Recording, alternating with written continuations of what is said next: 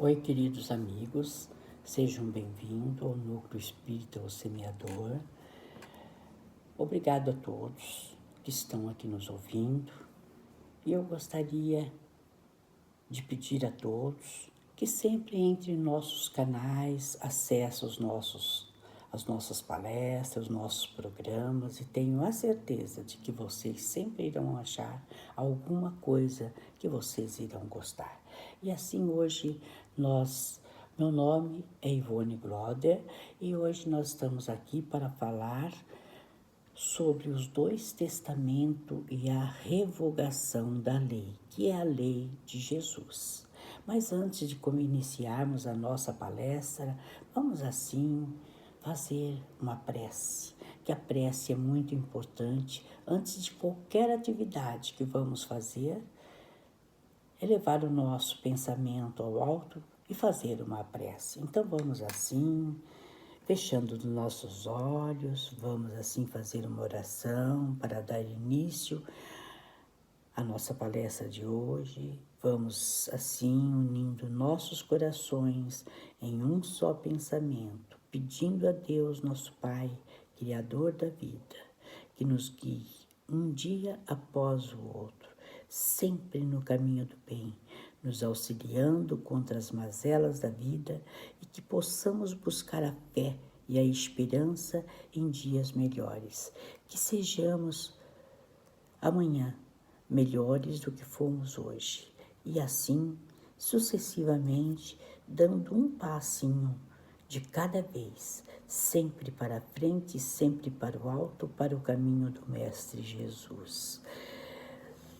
E assim, vamos pedindo a Deus, nosso Senhor Jesus Cristo, que nos dê sustentação, paz, serenidade, para sempre buscarmos os teus ensinamentos e que possamos, à medida do possível, transmitir a todos aqueles que se fizer necessário. Que Deus, nosso Senhor Jesus Cristo, esteja sempre conosco, agora e sempre. Que assim seja, graças a Deus. E assim, como eu já disse, nossa palestra de hoje, que é os dois testamentos e a revogação da lei, que é a lei de Jesus. Então nós vamos iniciando falando sobre uma parábola que está em Mateus capítulo 5, item 17 a 18. Que ele diz o seguinte: não penseis que vim destruir a lei ou os profetas, não vim modificá-los, porém dar-lhes cumprimento. Porque em verdade vos afirmo, passará o céu e a terra, mas de modo nenhum passará da lei um só i ou um só tio, sem que tudo se cumpra. Como eu disse, é de Mateus capítulo 5, versículo 17 a 18. Então, que lei é essa? Que Jesus afirma ser mais fácil que o céu e a terra deixem de existir sem que ela se cumpra integralmente, sem a menor falta? Assim como não existe duas leis em vigor, uma em oposição à outra, também não podem existir dois testamentos em validade, ambos contradizendo-se uma à outra. Então, a lei a que o mestre se referia é o Decálogo. Dessa forma, Jesus mostrava que não viera desfazer as leis anteriores, mais antigas, mas aperfeiçoá-las, fazer cumprir, lembrar o cumprimento, ensinar os ensinamentos, dados já, de alguma forma, a Moisés. Então, Jesus, de maneira alguma, nunca quis desfazer essa lei. Dessa forma, Jesus mostrava que ele não viera desfazer essas leis antigas, mas aperfeiçoá-la, fazer cumprir, lembrar o cumprimento da lei, ensinar os divinos ensinamentos. E Jesus veio à Terra com a missão de relembrar as mensagens dos que o precederam, procurando colocar tudo no seu devido lugar. Essas leis estavam sendo relegadas ao mais completo esquecimento, embora tivessem sido tantas vezes repetidas por tantos outros que aqui estiveram, mas o povo estava se esquecendo. Então Cristo pergunta ainda: onde estão os exemplos dados por Abraão? Da fidelidade por Isaías, da lealdade por Jacó e o perdão por José. Muitos foram os profetas enviados de tempos em tempos no seio da humanidade para transmitir as verdades divinas. Mas o povo nunca queria saber. Eles não davam atenção para os ensinamentos. E o Antigo Testamento diz que Moisés, ao trazer as 2 tábuas do Decálogo e estabelecer as leis mosaicas, ele precisou impor-se pela força para fazer-se temido e enérgico, pois o povo daquela época tinha por justiça apenas a lei, de olho por olho e dente por dente. Então a lei foi dada por intermédio de Moisés, mas a graça e a verdade da compreensão da lei foi dada por Jesus Cristo. E ele é a luz, ele sabia e ele podia dizer tudo aquilo que essa lei queria dizer. Então a lei não é de Moisés. Se fosse, ela passaria com Moisés, como a lei de Moisés, do dente por dente e olho por olho. Passou, para não mais voltar. Então não desapareceram dela o i ou o tio, como também todo o valor, toda a potência, todos os caracteres. Para que a lei se cumpra, é preciso que desapareçam todos os opressores. Então, que constituindo-se guardas da lei, não a praticam mais, corrompem-na. Para que a lei se cumpra, é preciso que o Velho Testamento seja posto à margem. Por quê? Na verdade, nenhum outro fundamento pode ser posto entre o céu e a terra, senão Jesus Cristo. Não existe o porquê de outra lei. Todos temos leis a seguir. Todos nós, todas as religiões, todos os templos têm as leis que cabe a cada um deles. Então, os sacerdotes têm uma lei que não é a lei, assim como os cientistas, políticos têm uma lei que não é a lei. Suas igrejas, suas academias, seus palácios têm seus mandamentos, mas estes mandamentos não constituem a lei de Deus. São mandamentos que só fazem o efeito dentro do seu templo, daquele lugar aonde eles estão. Então, mas a lei de Deus, esta nunca passará. Ela sempre vai estar presente em nossas vidas. Então, de acordo com o momento, de acordo com o lugar, as leis do homem mudam. De acordo com o temperamento do clima, de acordo com as leis do local, essas leis vão mudando. Mas não pode haver 2 testamentos, não pode haver 2 leis de Deus. Isto não pode haver. Então, há um só Deus, um só batismo, uma só fé, uma única verdade. Então, automaticamente, existe uma única lei, que é a lei de Deus. Então, o Decálogo foi importante mensagem da lei divina. Foi a lei enviada por Deus que nunca será destituída. Ninguém pode alegar ignorância às leis de Deus, pois ele, na sua perfeição, fez com que elas fossem gravadas na consciência de cada criatura, sem destinação de culto ou de raça. Quem não conhece as leis de Deus? mesmo aqueles que não têm religião, mas eles nascem trazendo dentro do seu íntimo a lei de Deus. Então, naquela época, obrigado a manter o equilíbrio de um povo indisciplinado e rebelde, no qual Moisés tinha que combater os abusos, os preconceitos, teve que modificar as leis na sua substância e procurar reduzir a esta única máxima: amar a Deus acima de todas as coisas e ao próximo como a si mesmo. E ainda diz, e acrescentou ainda, aí estão todas as leis e os profetas. Porque a lei foi dada aos homens para uni-los por um mesmo ideal, o amor. Por isso é que Jesus, resumindo-a, e para nos facilitar sua compreensão e nosso entendimento, pregava: amarás o Senhor teu Deus de todo o teu coração, de toda a tua alma e de todo o teu entendimento. Este é o primeiro mandamento. E o segundo, semelhante a este, é: amarás a teu próximo como a ti mesmo. Então, destes dois mandamentos depende toda a lei e os profetas. Portanto, aí está, que tudo o mais é contra as leis de Deus.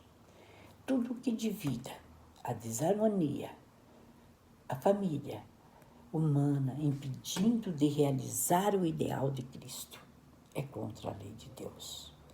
Todos os sistemas filosóficos, políticos, religiosos que prescrevem a discriminação racial, que pregam ódio, cultivam a intolerância, que perseguem supostos hereges, advogam a pena de morte. Ou melhor, é contra a lei e tem de cair e desaparecer, como caíram as predições mosaicas, de olho por olho, dente por dente, foram caídas. E todas as outras que pregam a desarmonia hão de cair também. Então o amor é o cumprimento da lei que Jesus disse: o céu e a terra não passarão antes que tudo seja cumprido, até um único J.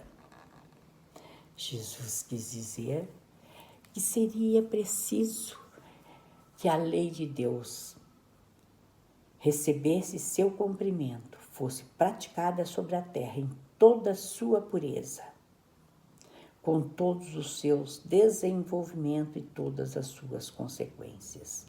Cristo foi o iniciador da moral mais pura e mais sublime, a moral evangélica cristã, renovando assim o mundo, aproximar os homens, torná-los irmãos, que deve fazer jorrar em todos os corações humanos a caridade e o amor ao próximo. Então, Jesus queria que a humanidade pudesse realmente amar a Deus sobre todas as coisas, repetir o seu sagrado nome, santificar não só um dia da semana, mas todos os momentos de sua vida. Honrar a seus pais e superiores, não matar, não roubar, adulterar, não levantar falso testemunho, nem cometer desonestidades, fraudes, falsificações, não cobiçar o que não é seu, que seja do seu semelhante, porque ama verdadeiramente e só lhe faz o que deseja para si próprio. Então veio ensinar que a verdadeira vida não está sobre a terra, mas no reino dos céus. Então, ensinar o caminho que conduz a Deus. Jesus, quando chegou, já encontrou parte da humanidade bem mais evoluída, com um sentimento mais elevado do que na época de Moisés. Então, ele procurou dar às leis um sentido mais amplo, ao amor, perdão, tentando conduzir a humanidade a uma justiça mais perfeita. Mas o mestre ensinava, o mestre levava a compreensão, mostrava que as leis estavam sendo deturpadas, alteradas no seu sentido real e na sua aplicação pelo interesse e paixões e benefício próprio, desviando assim a essência verdadeira dos preceitos divinos. Então, Cristo, sendo um enviado de Deus, nunca viria modificar as leis de Deus, de origem divina. Ao contrário, veio para dar cumprimento a todas elas, para, através da sua vivência, exemplo de amor, do perdão, fazer renascer o espírito das leis divinas. Então é assim que o mestre queria, era abrandar os preceitos morais daquele tempo, como o apedrejamento, de homens e mulheres, os abusos contra as criaturas pelo uso da força, do poder, a matança de animais no templo e outros costumes bárbaros daquela época. Então, Jesus, se tivesse Jesus somente seguido os ensinamentos atribuídos a Moisés e aos profetas, ele teria sido mais um discípulo e não mestre da perfeição. Então, é importante que a gente pense muito nesse sentido, nos ensinamentos do nosso amado Mestre Jesus, e que propiciemos ao próximo não apenas a tolerância sem paciência, nem a paciência sem amor e perdão, mas que conseguimos atingir o amor puro que constrói, que leva a um sentimento real de ajuda àqueles que nos agridem. Buscar a nossa reforma íntima, o nosso melhoramento espiritual, e que um dia tudo será visível, até nossos pensamentos. Qualquer ofensa, vingança, ato irrefletido, abuso contra o próximo, tudo que fizermos, de bom ou de mal, será conhecido por Deus. E quando estivermos diante da justiça divina, nós iremos colher os frutos daquilo que semeamos e seremos responsáveis pelas injustiças, desonestidades, desacertos que praticamos. Nada é descuidável em nossa vida, nada fica despercebido. Cada batida do nosso coração, cada centelha do pensamento, cada ação ou iniciativa, por menores que sejam, tem consequências eternas, vai ficar sempre gravadas no nosso perispírito. Vamos buscar então assim a nossa renovação espiritual, pois a lei é para todos, Cabe a cada um o seu caminho a seguir, Então um dia nós vamos responder por tudo o que fizemos, pelo mal que praticamos ou pelo bem também que deixamos de praticar. Vamos assim buscando a nossa reforma íntima, amando a Deus, buscando a nossa renovação. Amar a Deus não é só exaltar a Ele, nem pelo desfilar de palavras, de preces, mas sim através da caridade, do verdadeiro amor, do cumprimento de suas leis. Pôr em prática a lei do amor, da caridade, do perdão, da lealdade, a lei da paciência, da nossa renovação. Amar a Deus é praticar os problemas do mundo, é não ser ocioso, mas sim instrumento de trabalho, doando, procurando modificar a nossa conduta, não exigindo dos outros aquilo que nós queremos. Cada um tem o seu valor. Dar para receber, ter fé em Deus é acreditar nele, não só lendo seus ensinamentos, mas praticando a sua filosofia de amor, é amá-lo sobre todas as coisas e amando, respeitando as suas criações. Vamos buscar assim o nosso caminho da nossa renovação, o caminho de amor que nos leva o caminho do Mestre Jesus, buscando as graças de Deus, que são as luzes que nos ilumina, né? E quem ama Deus procura cercar-se de suas obras. Se é cego, fica vendo. Se é surdo, ouve. Se é mudo, ele fala. Então é assim que nós podemos buscar o Mestre Jesus para bem pertinho de nós, bem pertinho do nosso coração, aonde ele sempre esteve e nós nunca percebemos. E assim que a paz do Mestre Jesus esteja conosco agora e sempre. Então vamos pôr em prática tudo isso que nós aprendemos e amando sempre o próximo como a nós mesmos, principalmente nesse momento que estamos passando de muito aprendizado, de tantas coisas que estamos passando. Vamos pôr em prática esses ensinamentos do Mestre Jesus, amar ao próximo como a nós mesmos. E agora, vamos, que já terminamos, que Deus proteja a todos, que nos abençoe, e assim vamos fazer uma prece também para encerrarmos a nossa palestra. E assim vamos agradecendo, fechando os nossos olhos, mentalizando o Mestre Jesus, respirando profundamente para podermos estarmos conectados com o plano espiritual. E vamos assim agradecendo a Deus, nosso Pai, ao Mestre Jesus, aos nossos mentores, à equipe espiritual que nos deu sustentação para a nossa palestra de hoje. E vamos agradecer ao Senhor pelo amor que nos devota, pela oportunidade deste aprendizado e que possamos colocar em prática os teus ensinamentos. Agradecemos pelo dia de hoje, pela vida, pela oportunidade desta encarnação, onde podemos redimir nossos erros e buscando o caminho do bem. Obrigado, Senhor, pelo nosso trabalho, pela nossa família, pelos nossos amigos e por todos que fazem parte da nossa caminhada. Dai-nos, Senhor, paz, serenidade, saúde e equilíbrio para que possamos caminhar sempre no caminho do Mestre Jesus. Que Deus dirija nossos passos, nossas ações, nossas atitudes na seara do Mestre. Que a paz do Mestre Jesus esteja conosco, agora e sempre.